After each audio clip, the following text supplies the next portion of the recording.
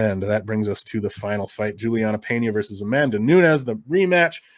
Obviously, the first fight was a little weird, and I think the breakdown of this fight, as far as trying to cap this fight, it largely, for me, comes down to the question, what happened to Amanda Nunes in that first fight? It comes down to, what is your opinion of why she lost that fight?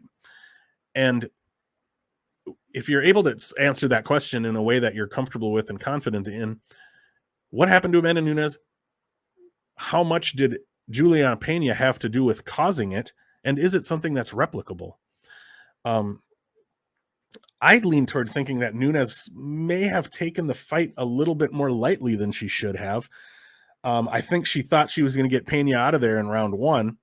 And when she didn't, she tired herself out a little bit, maybe got in her own head a little bit, came out in round two. Pena starts landing those punches on her. And you know, I hate, like, my fat ass who's never been in a fight in my life sitting here saying this about Amanda Nunes, the greatest women's MMA fighter of all time. But I think she quit. I think she quit on herself.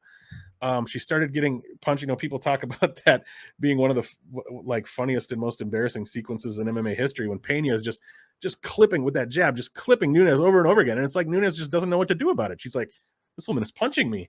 Like, oh, she keeps doing it. And like, she doesn't seem to know what to do. Like, I just think her head was out of the game. I think she'd kind of given up at that point. Once Pena got Nunes to the ground and got on her back, Nunes just tapped. She took the exit. And it comes down to whether you think Pena can replicate that performance. And I'm going to lean toward thinking that she can't. I'm going to lean toward thinking that Nunes will find a way to get Pena out of there within the first couple rounds. But if she can't, I think this fight gets interesting again. If it goes long, I think it starts to lean Pena's way. So it's another fight that might be a good spot. I'm staying away from it. I don't like the number.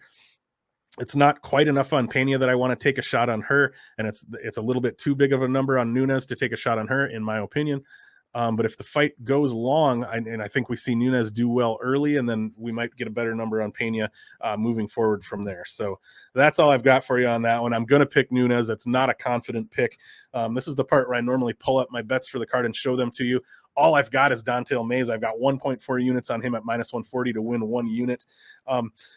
I probably will be posting more bets, so make sure to find me on Twitter at ErikBetsFights. Find me on betmma.tips at, it's betmma.tips/erikblock. That's ERIKBLOCK. That is where I will be posting my bets, and my wife needs to use the room in just a couple minutes here to do her meeting. So we're going to call it right there. Thank you so much for watching the video, folks. Please give me a like.